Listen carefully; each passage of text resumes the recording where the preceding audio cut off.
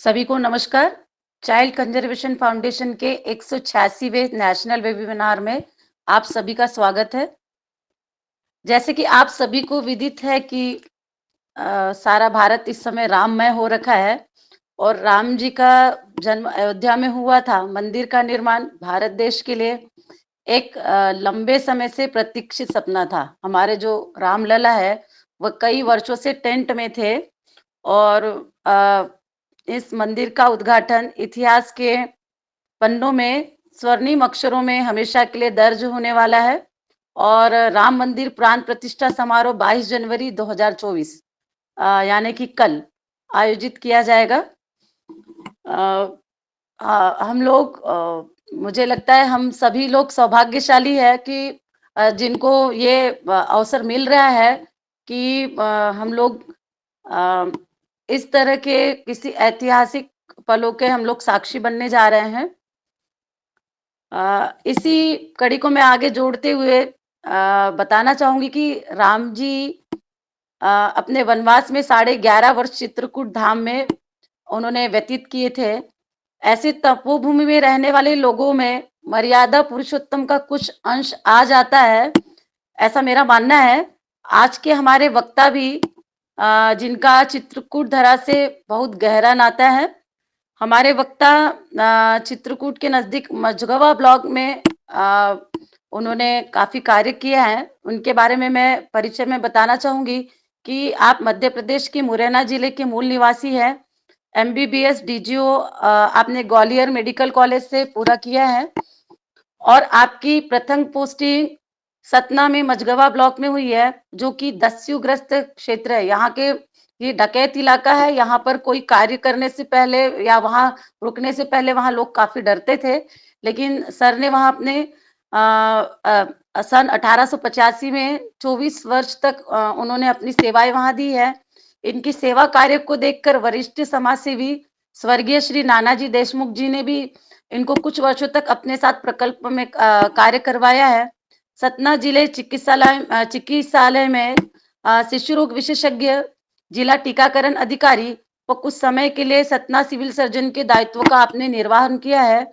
2023 में आप शासकीय कार्य से सेवानिवृत्त हुए हैं। साथ में NRC सा अर्थात शिशुगृह सेवा भारती में CNCP बच्चों के लिए भी आपने अपनी सेवाएं दी है।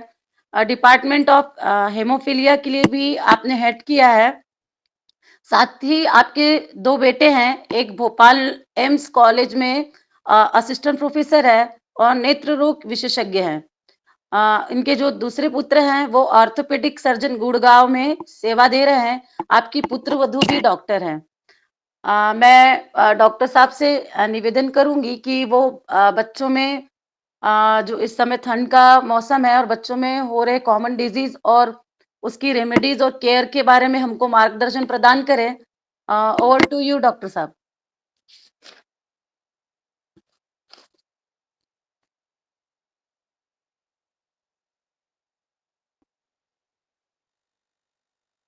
Please unmute, sir. Please unmute yourself.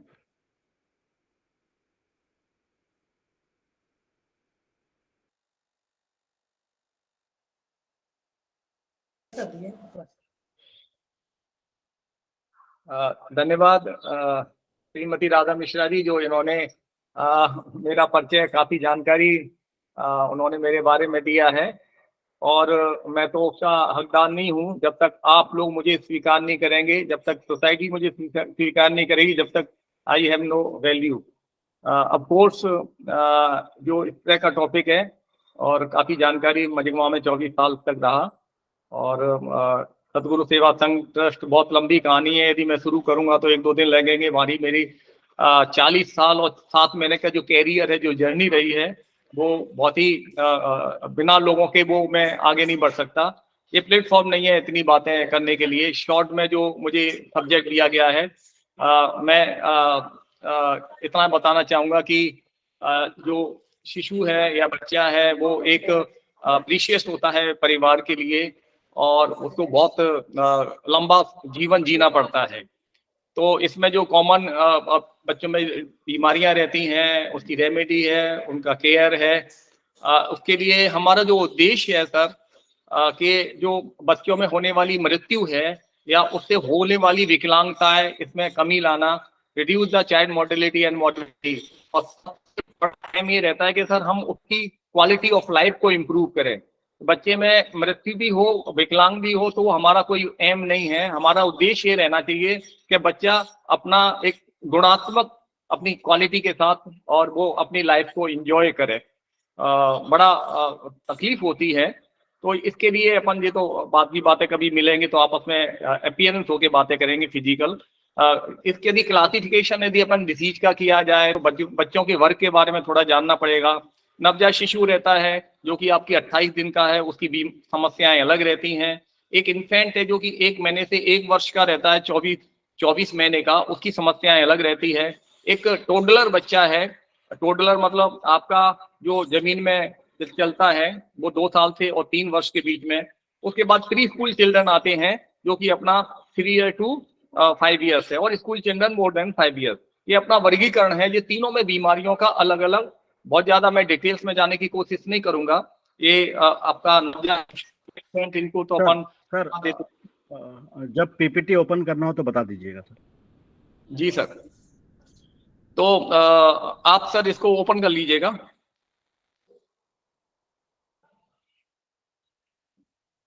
Open PPT.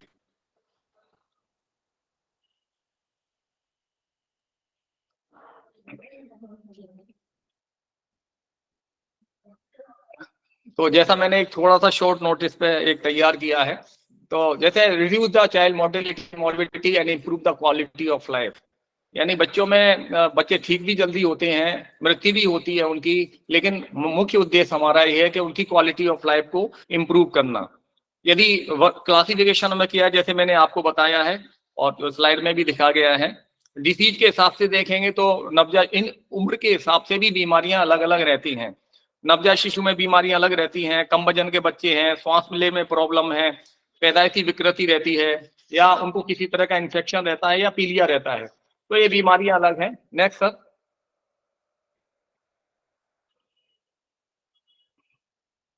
PPT को सर आगे फॉरवर्ड करें। इन्फेंट में जो बीमारियां हैं उसमें भी इन्फेक्शन है, निमोनिया है, डायरिया है, वैक्सीन प्रिवेंटेबल डिसीज है, एनीमिया है और माल न्यूट्रिशन है। यदि अपन ऊपर जाएं सर, बच्चे को टोडल की एज में 2 साल से ऊपर जो बच्चा रहता है आपका, स्कूल चिल्ड्रन रहते हैं, उनमें जो कॉमन प्रॉब्लम रहती है कुपोषण है, माल न्यूट्रिशन जिसको कहते हैं, जिसके लिए भारत सरकार बहुत ज्यादा अपने इन्होंने इंटरवेंशन किया है, काम भी किया है। निमोनिया है, डायरिया है, एनीमिया है, मेनिंजाइटिस है, वैक्सीन प्रिवेंटेबल डिसीज है। ये प्रॉब्लम है। जैसे जैसे उम्र बढ़ती चली जाती है उम्र का सिनारियो चेंज होता है। सर अपन ये देखेंगे कि रूरल एरिया में डिसीज का अलग एक सिनारियो है, और शहरी क्षेत्र में, अर्बन में और अर्बन स्लम में अलग रहता है। यदि शहरी क्षेत्र में जाएं सर, तो आपका जो स्कूल के बच्चे रहते हैं, उन बच्चों में आपका जो अच्छी फैमिली के बिलोंग करते हैं, उनको हाइपरटेंशन है, डायबिटीज है, अस्थमा है और मेंटल प्रॉब्लम है, कुछ ड्रग एब्यूज है, कुछ इस तरह से मोबाइल एडिक्शन है, इस तरह की प्रॉब्लम है। लेकिन उसी शहरी क्षेत्र में यदि अपन देखें कि जो स्लम एरिया है, वहाँ इन्फेक्शन के चांसेस बहुत ज्यादा हैं सर। उनको स्केबीज है, रिमेटिक हार्ट डिसीज है, उसके बाद इनको अस्थमा है, सेक्सुअल एब्यूज वाली प्रॉब्लम है और ट्यूबरकुलोसिस है। इस तरह की परेशानियां देखने मिलती हैं। तो इनका एक इंटीग्रेटेड अप्रोच रहती है। यदि इन बीमारियों को अपन देखें, कुछ बिहेवियर डिसऑर्डर बच्चों में होने लगे हैं आजकल, एक हाइपर एक्टिविटी डिसऑर्डर है और कुछ तरह से एजिटेशन वाली प्रॉब्लम रहती है। तो ये बच्चों में कुछ सीजर डिसऑर्डर है, कुछ हीमोग्लोबिनोपैथी है। हीमोग्लोबिनोपैथी में जो कि ट्राइबल बेल्ट में सिकल सेल एनीमिया की जो बीमारी रहती है, ट्राइबल बेल्ट में बहुत ज्यादा है। हमारे सतना में भी 2-3 केसेज हैं, लेकिन सबसे बड़ी समस्या सर ये थैलीसीमिया वाली है। थैलीसीमिया में ब्लड फॉर्मेशन नहीं रहता, और ऐसे 45 बच्चे जिला चिकित्सालय सतना में ब्लड के ऊपर निर्भर रहते हैं। उनको सिर्फ ब्लड ट्रांसफ्यूजन होता है, इसका और कोई दूसरा ट्रीटमेंट नहीं है। और लास्ट में यदि अपन देखें कि जो हीमोफीलिया के बच्चे हैं, बच्चों में भी हीमोफीलिया लगा है। ये हीमोफीलिया में सर जरा भी चोट लग जाती है, वो ब्लीड होने लगते हैं, और अपन उस बच्चे को कैसे कह देंगे कि वो आप खेले नहीं, प्ले ना करें, और जब उसको इमरजेंसी में इंजेक्शन मिल जाता है तो उसको प्रॉब्लम दूर हो जाती है। तो सर ये इस समस्याएं हैं, इन समस्याओं के लिए जो अपना रेमेडी या ट्रीटमेंट वाला पार्ट है, इसमें यदि शुरू से देखें तो हमारी जो नर्सिंग केयर है, हमारी एएनसी का जो केयर है, जब बच्चा 9 महीने घर में रहता है, उसमें 3 इंपॉर्टेंट चीजें रहती है जो भारत सरकार सर हमेशा कर रही है। फ्री डाइट भी है, फ्री ट्रांसपोर्ट भी है और रेस्ट है। लेकिन जो पार्ट रहते हैं सर सोसाइटी के, उसमें रेस्ट रहता है और आयरन सप्लीमेंटेशन रहता है और फॉलिक एसिड इम्प्लीमेंटेशन। यदि इतना अपन कर लें तो जो बच्चों में पैदा होने के बाद जो विकृति रहती है या जो बच्चों में डिफेक्टेड बर्थ रहता है, उसको अपन इम्प्रूव किया जा सकते हैं, जो कि किसी इंस्टीट्यूशन की आवश्यकता नहीं है। दूसरा सर, यदि अपन ब्रेस्ट फीडिंग को बढ़ाएं तो ब्रेस्ट फीडिंग के बारे में बहुत डिटेल्स बताने की जरूरत नहीं है, लेकिन अभी भी अपन बच्चों से दूर हैं, माँ ब्रेस्ट फीड नहीं कराती। उसके कई कारण भी हैं, मेडिकल भी है, सोशल भी है।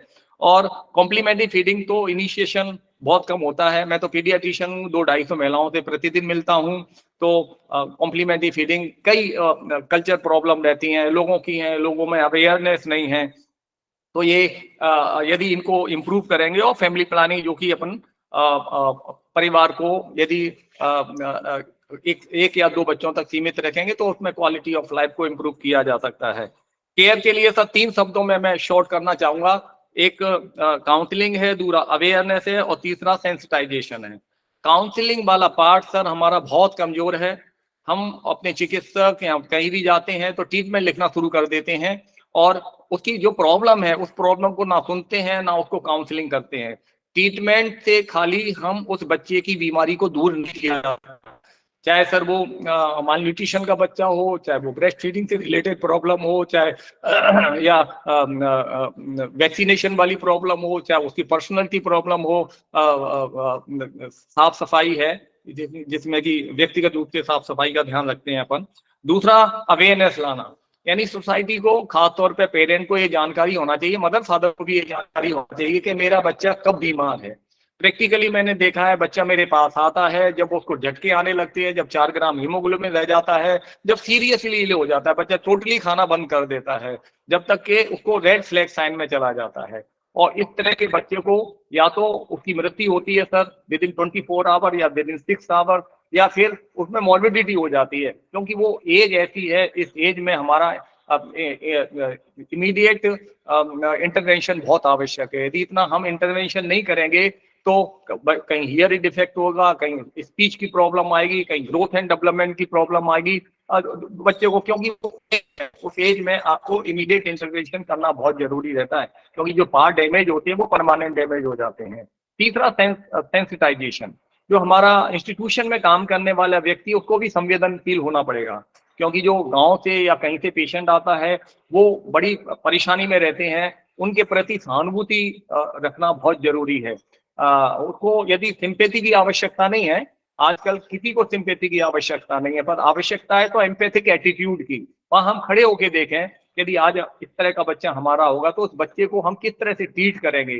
जब तक ये हमारा व्यक्तिगत नेचर में परिवर्तन नहीं आएगा, जब तक हम जो फैसिलिटी भारत सरकार या मध्य प्रदेश शासन ने या एनजीओ जो हमारी मदद कर रहा है उसको दी है, वो हमारा टारगेट पूरा नहीं हो पाएगा। तो इसमें चौथा सबसे इम्पोर्टेंट सर है फैमिली सपोर्ट। मैंने देखा है कि मदर बीमार रहती है तो परिवार का दूसरा सदस्य आता है, उसकी व्यथा को कोई नहीं सुनता है। बच्चा बीमार होता है तो मदर नहीं आती, उसकी दादा नानी नाना आते हैं। तो जो इम्पोर्टेंट है फैमिली सपोर्ट बहुत जरूरी है। मैंने देखा है हमारे सर जो मातृ छाया वाले प्रदीप सक्सेना जो मैंने विजिट किया है, मैडम राधा मिश्रा के साथ भी देखा है, 1.5 किलो के बच्चे हैं, 2-2 किलो के बच्चे हैं, वो इंस्टीट्यूशन में भर्ती नहीं है, मेडिकल प्रॉब्लम नहीं है, उसके बाद भी ये इम्प्रूव हो रहे हैं और डेथ टोटली कम हो रही है। जबकि हमारे पास तो बहुत बड़ा सेटअप है, उसके बाद भी हम उस मृत्यु को नहीं रोक पाते। गवर्नमेंट की जो प्रॉब्लम है पैरेलल में, तो उनके लिए सर मैं भारत सरकार को धन्यवाद देना चाहूंगा और अपने मध्य प्रदेश शासन को भी, प्रशासन को भी धन्यवाद देना चाहूंगा कि वो मतलब एक नेक टू नेक और उन्होंने माँ के लिए, बच्चों के लिए पिटारा खोल दिया है। फाइनेंशियल इशू नहीं है, किसी तरह की पैसे की प्रॉब्लम नहीं है, किसी तरह से मेडिसिन की प्रॉब्लम नहीं है, किसी कोई दिक्कत नहीं है। फ्री एएनसी है, ट्रांसपोर्ट फ्री, आपका मेडिसिन फ्री, आपका ब्लड फ्री, आपका फूड फ्री, आपका सब कुछ फ्री है। उसके बाद एसएनसीयू का बहुत बड़ा एस्टेब्लिशमेंट के बच्चे उनको भी भर्ती रखे, उनको अपन जान बचाया जा सकता है। पीआईसीयू एस्टेब्लिश है जो कि 1 महीने से 14 वर्ष के बच्चों को एक फुल फ्लैश वेंटिलेटर वगैरह और पोषण पुनर्वास केंद्र जो कि कुपोषित बच्चों को दूर करने के लिए एक बहुत बड़ा प्रोग्राम भारत सरकार का चल रहा है, राष्ट्रीय बाल स्वास्थ्य कार्यक्रम। इसमें सर 4D है, 0 से 18 साल के बच्चे, जिसमें कि डिफेक्टेड बर्थ रहता है, डिसीज रहती है, डेफिशिएंसी रहती है और डेवलपमेंटल डिले रहते हैं। और ये वर्ल्ड का सबसे बेस्ट प्रोग्राम है। और जो बच्चे उनको बीमारियां रहती हैं उनका निःशुल्क ट्रीटमेंट किया जाता है, चाहे वो सर्जरी हो, चाहे किसी तरह से कोई भी इंटरवेंशन हो, चाहे वो कितने पैसे का भी बात हो। लेकिन भारत सरकार ने जो प्रोग्राम इम्प्लीमेंट किया है ये तो वरदान है बच्चों के लिए और सोसाइटी के लिए। तो मेरा यही है कि हमारा जो मोर्टिलिटी है उस मोर्टिलिटी को हम अभी भी हमें बहुत कुछ करना बाकी है। सतना में बहुत हाई मोर्टिलिटी है, सारी इंस्टीट्यूशन सब कुछ होने के बावजूद भी मध्य प्रदेश में हमारा जो शिशु मृत्यु दर बिलो 1 ईयर या 1 to 5 ईयर जो बढ़ रहा वो घट रहा है, बहुत तेजी से नहीं घट रहा है। सारी फैसिलिटी हमारे पास है। हमें अपने आप में थोड़ा परिवर्तन करने की आवश्यकता है, सेंसिटाइज होने की आवश्यकता है, काउंसलिंग करने की जरूरत है, अवेयरनेस लाने की जरूरत है सोसाइटी में। और वो बिना एनजीओ के सर हम कर नहीं सकते। आपका जो सहयोग है, मैं सर आपको चित्रकूट का उदाहरण दूं, मैंने सतगुरु सेवा संघ trust doctor VK. Jain sir जो कि वहाँ के हेड हैं और डॉक्टर अपने परम श्रद्धेय नानाजी देशमुख, उनसे मैंने सीखा है कि आप कैसे अप्रोच करके रूरल एरिया में लोगों के दिल को जीता जा सकता है। ये तो हम निमित्त मात्र हैं, हम माध्यम हैं। मध्य प्रदेश शासन का मैं डॉक्टर था, लेकिन मैंने नानाजी देशमुख के कार्यकर्ताओं को, सतगुरु सेवा संघ ट्रस्ट के कार्यकर्ताओं को पकड़ के और जंगली जैसे क्षेत्र में और आज उस ट्राइबल बेल्ट में सर इतना जगह बनाई है कि आप लोगों के सहयोग से, आशीर्वाद से कई परिस्थितियां झेली। जैसा मैडम ने बताया, कई डेथें हुई थी, गवर्नमेंट ऑफ इंडिया की टीम आई, मध्य प्रदेश शासन की टीम आई और मैंने उनको अपनी बातों को स्पष्ट रूप से रखा कि सर ये कुछ नहीं होगा, आपको ये प्राइवेट सेक्टर हमारा मदद कर रहा है, हमें एक मोबिलिटी सपोर्ट भी चाहिए और जब हम आगे आएंगे जब भी वो आगे आएंगे। सतना में भी सर मैं प्रशासन को भी बहुत बड़ा धन्यवाद देना चाहूंगा। आपके एनजीओ में जितने लोग हैं, अपने राधा मिश्रा है, प्रदीप सक्सेना जी है, जो भी यहाँ पे चला रहे हैं। इसमें मैंने एक बहुत बड़ा अभी हीमोफीलिया के संबंध में एक ऑर्गेनाइज किया था, जिसमें कि रीवा और सीधी, शहडोल और अनूपपुर और सिगरौली से पेशेंट आए थे, उनका टेस्ट कराया था यहाँ पे और बड़े खुश हुए वो लोग। एक इमरजेंसी में पहले फैक्टर की अवेलेबिलिटी कहीं नहीं थी, सिर्फ या तो बॉम्बे में मिलता या दिल्ली में मिलता था। आज हमारे सतना में एक हब सेंटर भी बना हुआ है, यहाँ फैक्टर अवेलेबल है। इमरजेंसी में कोई भी व्यक्ति आता है उसको हम फैक्टर अवेलेबल कराते हैं। तो ये तो दूसरा एक कोल्ड वेव चल रही है। ये सर कोल्ड वेव में सबसे इम्पोर्टेंट है कि बच्चे को अपन कोल्ड स्ट्रेस से बताएं, जो कॉमन प्रॉब्लम रहती है बच्चों में, सर्दी जुकाम होना, निमोनिया होना, डायरिया होना, वॉमिटिंग होना। तो इस वेबिनार के माध्यम से मेरा यही है कि आप बच्चे को मदर के पास रखें। मैंने तो कह दिया है, जो पेरेंट के अटेंडेंट मेरे पास आते हैं कि माँ कोई काम नहीं करेगी, पानी का कोई नहीं काम करेगी। बच्चा यदि माँ से अलग हुआ तो बच्चा आपका बीमार हो जाएगा। आप 2-3 महीने के लिए मदर को थोड़ा आइसोलेट कर दीजिएगा बेबी के साथ। मदर के खाने पे आप ध्यान रखिए। ट्रीटमेंट से कुछ नहीं होगा, ट्रीटमेंट तो हमारा पार्ट है, लेकिन हम तकलीफ को बचाया जा सकता है। और उसमें जो सीरियसनेस आती है, जिसमें निमोनिया होता है, जिसमें हॉस्पिटलाइजेशन किया जाता है, इस चीज से अपन बच सकते हैं। तो हमारा प्रिवेंशन वाला पार्ट बहुत अच्छा होना चाहिए। तो मैं कोशिश करता हूँ अपने कंसल्टेंट के माध्यम से कि लोगों को एक अच्छा मैसेज दें। ब्रेस्ट फीडिंग कराएं, जिससे कि बच्चे को गर्माहट मिलेगी, टीकाकरण कराएं, बच्चे को कवर्ड करके रखें। अब जर्नी जब तक जरूरत ना हो जब तक सफर ना करें, यात्रा ना करें, भीड़ भाड़ वाली जगह से दूर रहें और बच्चे को अपने साथ, क्योंकि बच्चा माँ के पास ही सुरक्षित रह सकता है। माँ का जो संवेदनशीलता रहती है, माँ की जो सहानुभूति रहती है, हमें तो सिखाया है कि पहली डॉक्टर माँ है जो 9 महीने में बच्चे को पैदा किया है और दूसरी डॉक्टर हम हैं जो कि 9 से 10 साल तक पढ़े हैं। तो मेरा वे पूरे जितने लोग हैं, जिस वेबिनार में आप लोगों ने जो मुझे अपॉर्चुनिटी दी है, खास तौर पर डॉक्टर कृपा शंकर चौबे जी जो सेक्रेटरी हैं, और राघवेंद्र शर्मा जी और राधा मिश्रा, और मेरे लायक जो भी सोसाइटी के लिए, वेलफेयर के लिए तन मन धन से जैसे भी मैं मदद करना चाहूँगा, वो मैं तैयार हूँ उसके लिए। और हमारा उद्देश्य होना चाहिए कि हर चेहरे पे मुस्कान रहेगी, बच्चे पे तो फैमिली पे भी मुस्कान आ जाएगी। माँ पे तो मुस्कान आती है, और ये कार्य ऐसा कार्य है कि हम ऐसा कार्य करें जिस कार्य से हमारी दिल की धड़कन ना बढ़े, हमें पसीना ना आए, और हमें नींद आना 7 से 8 घंटे की यदि नींद आती है तो हम समझते हैं कि हमारा उद्देश्य पूरा हो रहा है।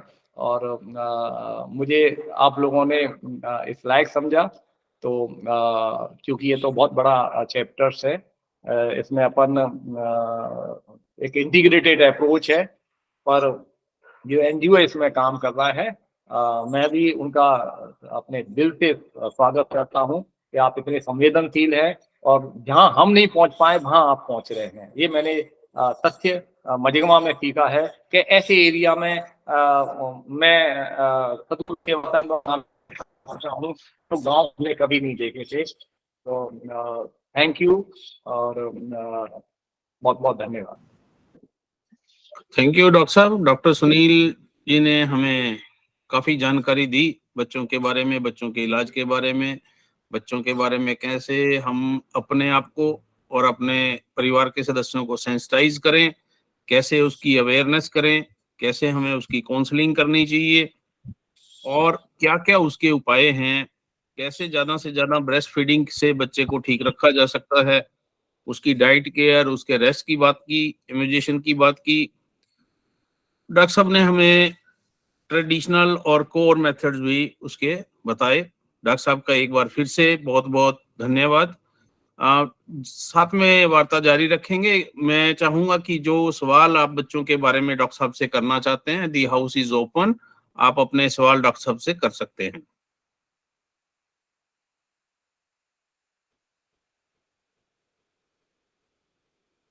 किसी ने भी कोई प्रश्न बच्चों के स्वास्थ्य लाभ के लिए, बच्चों की बीमारी से संबंधित डॉक्टर साहब से पूछना है तो पूछ सकते हैं।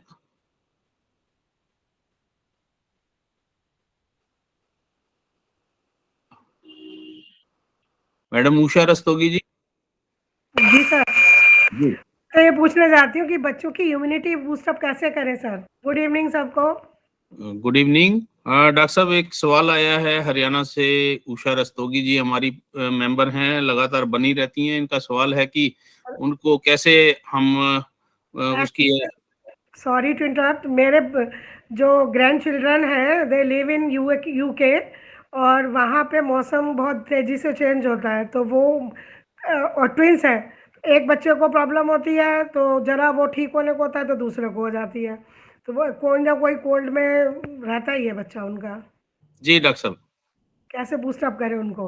अच्छा मैडम, आपका सवाल वाजिब है, और माँ के लिए सबसे इम्पोर्टेंट ये सवाल है। और मैं तो सबसे पहले यही कहना चाहूँगा कि breast feeding is the best feeding. Madam, इसके बिना हम आगे एक कदम नहीं बढ़ सकते। Breast sir feeding now they are 3 years old. जी madam, They are 3 years old. वो कोई प्रॉब्लम नहीं है।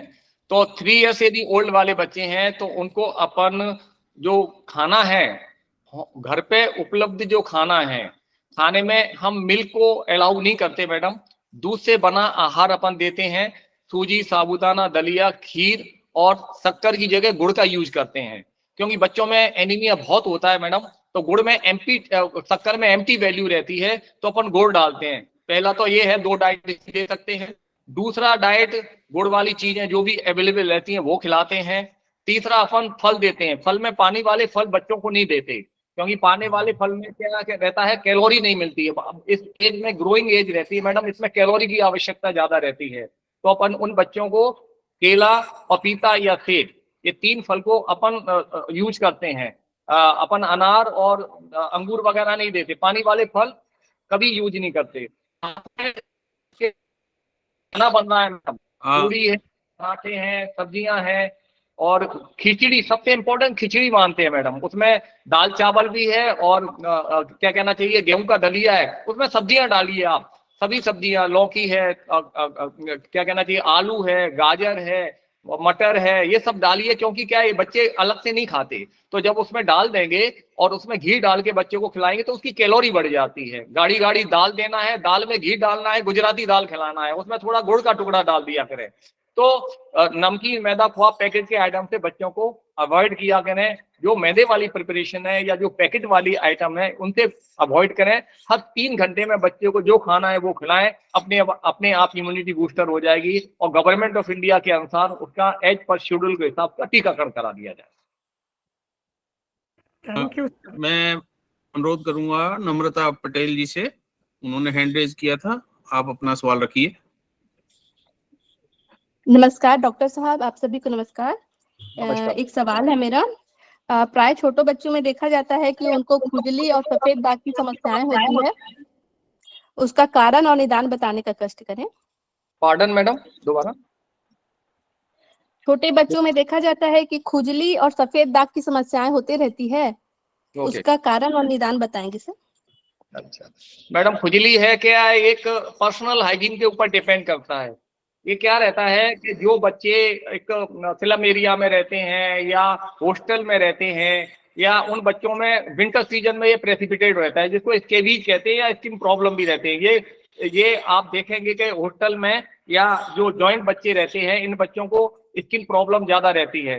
तो इसके लिए कई तरह की हैं स्किन प्रॉब्लम रहती हैं, लेकिन कॉमनली जो प्रॉब्लम है वो स्केबीज है, जिसको कि दाग खाज खुजली कहते हैं, और फंगल इन्फेक्शन भी होता है, जो कि राष्ट्रीय स्वास्थ्य के डिसीज में है, 4D में से एक पार्ट है। इसके लिए सबसे पहले व्यक्तिगत साफ सफाई को ध्यान देना पड़ेगा। डेली नहाना है, उसके बाद आपको नाखून काट के रखना है, बालों को छोटे रखना है, पर्सनल हाइजीन मेंटेन करना। पर्सनल हाइजीन में हमारी 4-5 चीजें रहती हैं। नाखून काट के रखना है, बालों को छोटे रखना है और डेली शरीर की सफाई करना है और कपड़े साफ करना है। खुजली में अपन को बच्चे को आइसोलेट कर देते हैं, अलग सोता है वो बच्चा, अलग उसके बेड रहेंगे, क्योंकि इसके जो इचमाइट जो कीटाणु रहते हैं वो उसकी तौलिया में, उसके कपड़े में, उसके ओढ़ने वाले सारे कपड़ों में रहते हैं।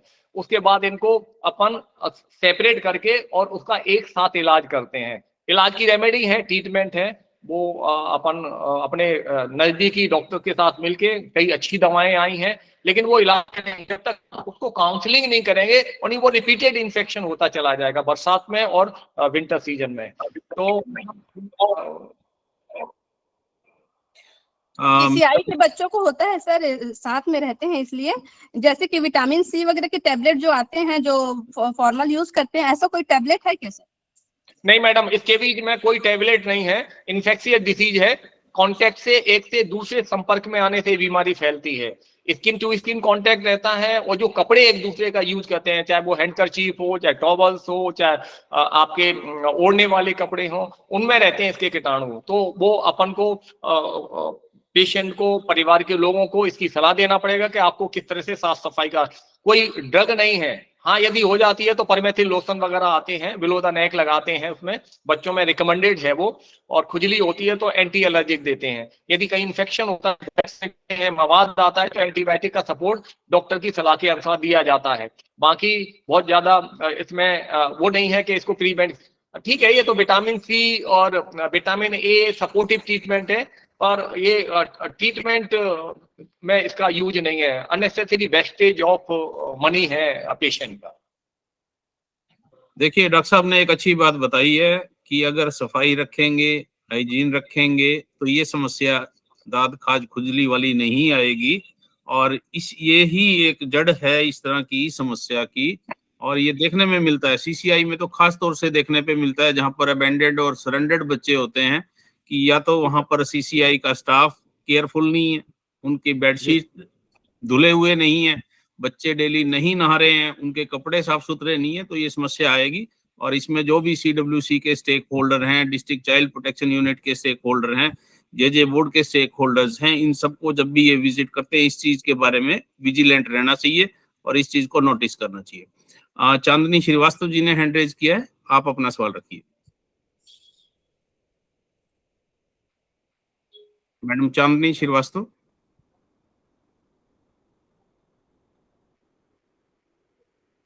मैम ने एक और चीज पूछी थी कि बच्चों के सफेद दाग हो जाते हैं, आई थिंक कैल्शियम की कमी से वो होते हैं शायद। जी डॉक्टर सर, साहब। नमस्कार सभी को, नमस्कार। जी जी। डॉक्टर साहब ये पूछना चाह रहे थे कि अभी ठंड के टाइम में बच्चों लोग को गर्म चीज के लिए, जैसे हम लोग के टाइम तो घुटिया चलती थी, घुटिया पिला देते थे, सिकाई करते थे बच्चों को, लेकिन अब वो बच्चे को कराता भी नहीं है कोई। अगर कभी किसी मदर इन लॉ ने कहा भी तो उन बच्चों को वो सह नहीं पाते, वो उल्टी करने लगते हैं, उनको रैसेस आ जाते हैं। तो वो घूटी और सिकाई का प्रोसीजर अब है कि नहीं है?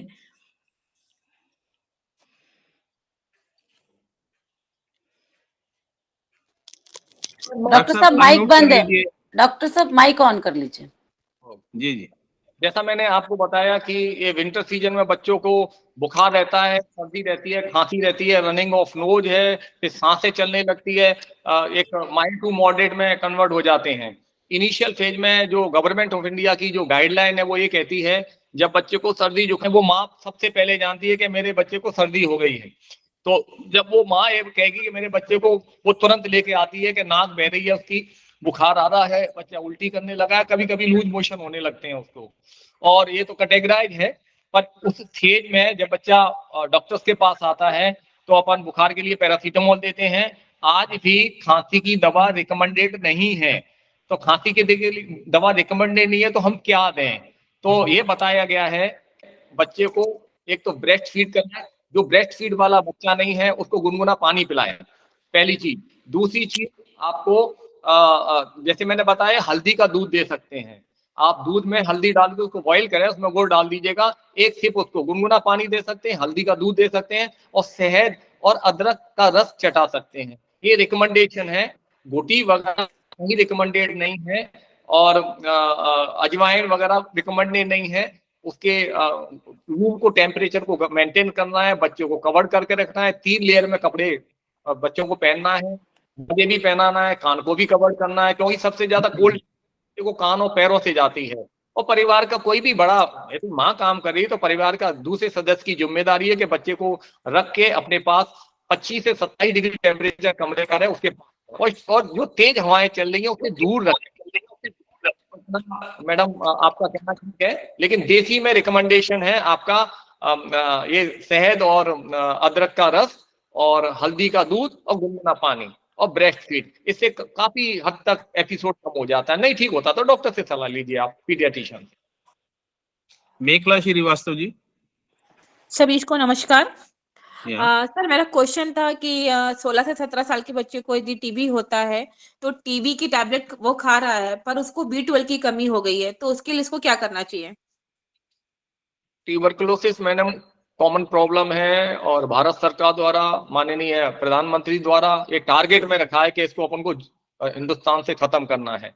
इसके लिए पूरे इंडिया के अंदर कार्यक्रम चलाए जा रहे हैं। एक revise national tuberculosis control programme है, हर जिले में इसके लिए स्पुटम की जांचें होती हैं, एक्सरे फ्री होता है, उसमें सारे इन्वेस्टिगेशन होते हैं, और जो ड्रग अवेलेबल है वो मार्केट में ड्रग अवेलेबल नहीं रहती, उसमें अपन जांच कर के उपरांत डिस्ट्रिक्ट ट्यूबरकुलोसिस यूनिट होती है।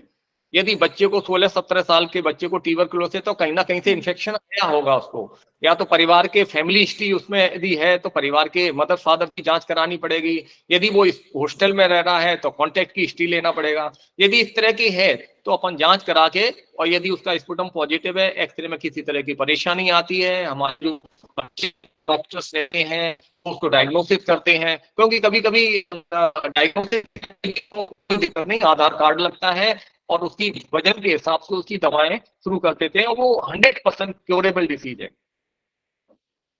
डॉक्टर साहब मैं भी एक सवाल पूछना चाहूंगा कि जो टीबी का पेशेंट है, चाहे वो स्कूल में हो, कॉलेज में हो, वर्क प्लेस पे हो या घर में हो, ऐसे पेशेंट से बाकी फैमिली मेंबर्स या सोसाइटी को क्या प्रिकॉशन लेने चाहिए? बहुत अच्छा सवाल है सर आपका, क्योंकि ये ड्रॉपलेट इन्फेक्शन है। जो बच्चा या पेशेंट स्पुटम पॉजिटिव रहता है। स्पुटम पॉजिटिव का मतलब ये हुआ यदि वो हकारता है तो उसके कफ में, बलगम में टीबी के कीटाणु हैं। तो इसके लिए क्या है कि जब वो उसको इतना प्रिकॉशन देना है, उसको भी तकलीफ ना हो कि मुझे सोसाइटी से। जी जी। तो सर उसको चुपचाप ये समझाना है कि बेटा आप इसको अपने मुंह को कवर्ड कर लें। कुछ नहीं है, मास्क लगाना है सर, सिंपल सा मास्क यूज करना है। उससे कह दो मास्क लगा लो, जिससे कि आपको सर्दी खांसी दूसरी प्रॉब्लम नहीं होगी। और इधर उधर वो थूके ना, क्योंकि जो बलगम में कीटाणु रहते हैं तो वो थूके ना। उसके अलावा जो ट्रीटमेंट है कि इसकी सिंगल डोज है वो 99% बेसिलाई को किल कर देती है। It's such a beautiful treatment. तो उसको शुरू में अपन ये प्रिकॉशन देते, दवा देने से पहले ये दवा देने जी, जी। काउंसलिंग है, तो इसको जी मास्क डॉक्टर लगाए। साहब। जी सर। जी, मेखला जी की बात बीच में रह गई थी, मेखला श्रीवास्तव जी। सर मैं बोल रही हूँ, वो टैबलेट ले रहे हैं पर उसको शायद B12 की कमी बता दी गई है, तो उसके लिए इसको क्या करना चाहिए? क्योंकि वो ऑब्जर्वेशन होम में है तो उसको धूप भी नहीं मिल रही कहीं से भी। तो विटामिन B12 की कमी बता रहे हैं। हाँ जी सर। तो धूप की प्रॉब्लम नहीं है, धूप तो मैंने विटामिन डी के लिए यूज होती है। और उसको धूप तो बहुत जरूरी है, क्योंकि हमारे पूरे शरीर की मेटाबॉलिक एक्टिविटी के लिए 11 बजे से 3 बजे के बीच में 1 घंटे में धूप लेंगे तो हमारी बॉडी पूरी इम्यून हो जाती है। रहा सवाल विटामिन B12 की डेफिशिएंसी का, तो सिंपल टैबलेट आती है B1 B6 B12 की, नीरोबियम फोर्ट के नाम से। और साथ में वो डॉक्टर साहब अपने यूज कर सकते हैं, बहुत ज्यादा महंगी भी नहीं पड़ती नीरोबियम, हम उसको यूज किया जा सकता है नीरोबियम फोर्ट को। थैंक यू सर। जी, एनी अदर अटेंडी, कोई भी सवाल पूछना हो तो। सर क्या गुड़ की जगह वो शहद यूज कर सकते हैं बच्चों के लिए? शहद थोड़ा दे सकते हैं, लेकिन अपना देसी जो परंपरा है मैडम, आप गुड़ में तो गुड़ की वैल्यू और शहद की वैल्यू में दोनों अंतर है हालांकि, पर वो लिक्विड है, वो लिक्विड है। अपन गुड़ को यूज करें ज्यादा बेटर रहेगा। शहद तो मान लो कोई मेडिसिन देना हो, या सपोज करो आप किसी चीज में डाल के देना हो, मान लो खिचड़ी बनाए, वो खीर बनाया है या आपने कुछ है उसमें डाल के दे सकते हैं। लेकिन शहद तो अपन शहद से ज्यादा बेटर तो मैं गुड़ को रिकमेंडेड करूंगा, क्योंकि इजीली अपन को क्या होना चाहिए, चीप चीज होना चाहिए, सस्ती होना चाहिए, आसानी से उपलब्ध होना चाहिए। शहद इतना आसानी से उपलब्ध नहीं है, मार्केट में आएगा महंगा रहेगा तो उनको खरीदेंगे नहीं। तो मेरा तो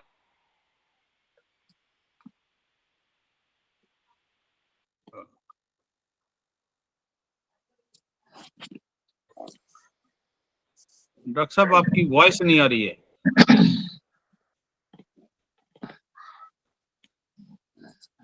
नेटवर्क इशू है आई थिंक, सर के पास जी, जी। नेटवर्क सही नहीं है। डॉक्टर साहब माइक को एक बार म्यूट करके दोबारा ऑन करें। रिस्टोर्ड। जी sir one more thing, can I ask one question? Sure sure ma'am. से आजकल डॉक्टर्स कहते हैं कि 1 साल तक बच्चे को नमक और शुगर नहीं देनी चाहिए बिल्कुल भी। मैडम आपका सवाल अच्छा है। नमक और शुगर एक्चुअली में क्या है, बच्चे की ग्रोइंग एज रहती है, वो तक बच्चे का ब्रेन का डेवलपमेंट हो जाता है। बच्चे के ब्रेन का जो डेवलपमेंट 2 साल के अंदर हो जाता है मैडम। उस 2 साल के अंदर अपन को कैलोरी की आवश्यकता है, नमक की कोई यूज नहीं है, नमक की कोई यूटिलिटी नहीं है। अनिल 1 वर्ष जी, बच्चे मधु पांडे जी का म्यूट कीजिए जरा एक बार, उसी से डिस्टरबेंस हो रही है लगता है मुझे। मधु पांडे जी का, हाँ यस, अब बोलिए डॉक्टर साहब। हाँ सर, तो नमक शक्कर का जो सवाल पूछा है, नमक की कोई यूटिलिटी नहीं है, क्योंकि 2 साल तक बच्चे के ब्रेन का डेवलपमेंट हो जाता है, 80 to 90% ब्रेन होता है, उसके लिए कैलोरी की आवश्यकता पड़ती है। तो नमक में कोई कैलोरी तो होती नहीं है, तो इस वजह से उसको निकाल दीजिएगा। दूसरा रहता है शुगर। शुगर में क्या रहता है कि शुगर में कैलोरी तो अच्छी है, रिकमेंडेशन है शुगर का, लेकिन एम्प्टी वैल्यू है, उसके अंदर खाली कैलोरी रहती है लेकिन दूसरे एलिमेंट नहीं रहते। जैसे आयरन बिल्कुल नहीं है, कुछ भी नहीं रहता उसके अंदर आयरन। तो आप यदि शुगर कैलोरी को बढ़ा रहे हैं लेकिन उसको एनीमिया हो जाएगा बच्चे को, इस वजह से रिकमेंडेड है की जगह आपको गुड़ को यूज करना, क्योंकि बच्चों में सिर्फ 6 महीने तक एनीमिया नहीं रहता, क्योंकि फीडिंग में रहता है, और 6 महीने के बाद यदि कॉम्प्लीमेंट ही आपने ऐड नहीं किया, आपने गुड़ को का समावेश नहीं किया, तो 60% बच्चों को खून की कमी रहती है। तो शुगर की जगह ठीक है, आप 3 दिन गुड़ दे दीजिएगा, 1 दिन शक्कर भी खिला दीजिएगा, शक्कर का भी टेस्ट लेने दो उसको बीच में, लेकिन टोटली अपन शुगर को यूज नहीं करेंगे। और नमक तो जब दाल वगैरह देते हैं, खिचड़ी देते हैं, तो थोड़ा नमक रहता है, उसमें घी डाल दीजिएगा, थोड़ा मीठा गुजराती खाना खिला दो, तो दोनों चीज मिल जाएगी, कोई हार्म नहीं है। थोड़ा सा नेटवर्क की प्रॉब्लम है जिसकी वजह से आवाज क्लियर नहीं आ रही, लेकिन फिर भी मैं समझता हूँ कि हम समझ पाए हैं डॉक्टर साहब जो कहना चाह रहे थे। किसी और भी अटेंडी का सवाल है तो पूछ सकते हैं।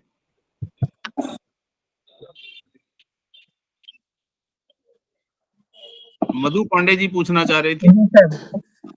सर 1.5-2 महीने के बच्चे को जब पेट दर्द होता है तो अपन उसको वुडवर्ड्स का ग्राइप वाटर पिलाते हैं सर, तो डॉक्टर्स का कहना है कि उसे मत पिलाइए, उसमें अल्कोहल की मात्रा रहती है, तो क्या सही है सर ये?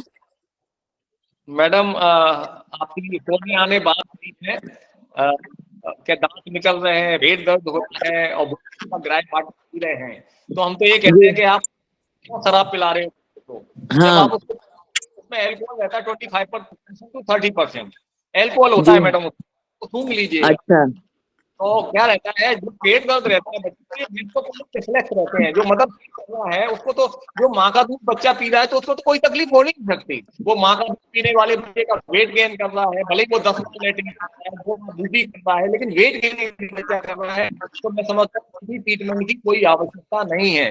एक माँ को कॉन्फिडेंस में और एश्योर करने की आवश्यकता है, और कुछ हर्बल प्रिपरेशन आती हैं, जैसे कौन रहता है या कॉलिन रहती है, वो अपन गोल्ड वर्ड ना देके अपने चिकित्सक की सलाह लेके के बाद बनाते हैं।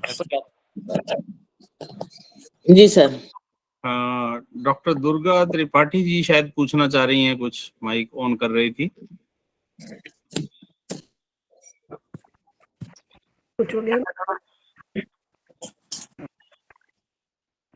सर मैं पूछूं अगेन? हाँ मैडम पूछिए, आप पूछिए। एक सुहागा बोलते हैं बच्चे को टीचिंग के टाइम पे, टीदरिंग के टाइम पे सुहागा लगाते हैं। खराब हो गया क्या डॉक्टर साहब? ये सुहागा लगाने की बात कर रही हैं, सुहागा बच्चे को लगाते थे जो लगाती हैं जी दांतों पे, अब दांत निकलते हैं उस समय डॉक्टर वो लोग बताते हैं पुराने की सुहागा फूट, तो ठीक है क्या? देखिए मैडम, ऐसा टीचिंग जो है नेचुरल प्रोसेस है, दांत निकलना नेचुरल प्रोसेस है। उसमें लोग कहते हैं कि उसको डायरिया होता है और उसको वॉमिटिंग हो रही है, ये गलत है, क्योंकि बच्चे को जब टीथिंग होती है तो इरिटेशन होता है उसके दांतों का, उस समय उसको खाने की आवश्यकता है। वो क्या करता है, हर चीज को मुंह में देने की कोशिश करता है, हम उसकी फीलिंग को नहीं समझते, माँ समझती है, क्योंकि वो एप्पल आपके घर में पड़े हैं, आपका आपके उसके हाथ में कंकड़ पत्थर कीड़े मकोड़े सब हाथ को मुंह में देने की कोशिश करता है। ये वो चाह रहा है बच्चा कि मुझे खाने की आवश्यकता है।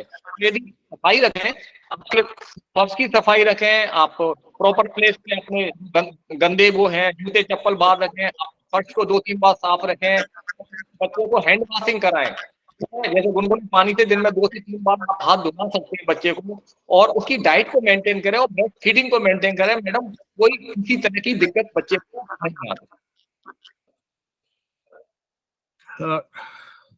आज वाकई में नेटवर्क में दिक्कत है, आवाज बिल्कुल साफ नहीं आ रही है, समझ में भी नहीं आ रही है। तो मैं इस वेबिनार में एक बार फिर से डॉक्टर सुनील जी का, जो सतना से हमारे साथ जुड़े और जिन्होंने चाइल्ड स्पेशलिस्ट होने के नाते मेडिकल क्या क्या बच्चे के लिए एडवाइस होनी चाहिए, छोटी छोटी बातें जो कि बड़ी कीमती हैं, उनके बारे में बताया।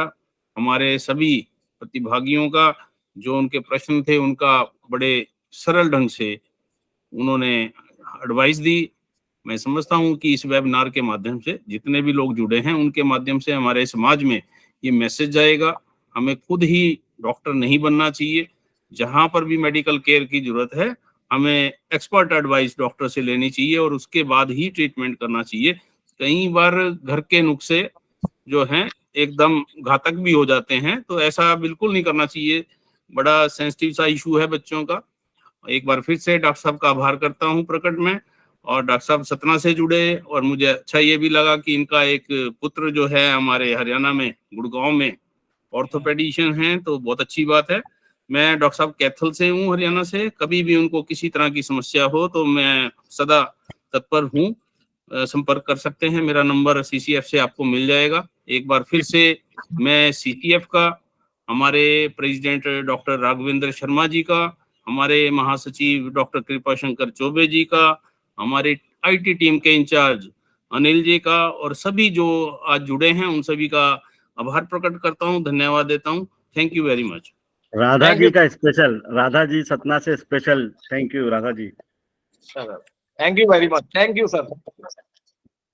वो सभी को नमस्कार। डॉक्टर साहब का धन्यवाद, उन्होंने बहुत शॉर्ट नोटिस पे मेरा आग्रह स्वीकार किया और वो यहाँ पर जुड़े, और उन्होंने बहुत अच्छे से अपनी बात सबको समझाई। और डॉक्टर साहब यहाँ पर जो मझगवा क्षेत्र है, वहाँ के कोई भी व्यक्ति अगर डॉक्टर साहब के पास आते हैं तो निशुल्क डॉक्टर साहब उनकी मदद करते हैं, बहुत सेवा भाव से। और हम चाहेंगे डॉक्टर साहब की CCF को जब भी जरूरत पड़ती है हम आपको ऐसे ही अपना परेशान करते रहेंगे, और आपका जो मार्गदर्शन है वो हमको हमेशा मिलता रहे, यही हमारी आशा है। नमस्कार। Thank you.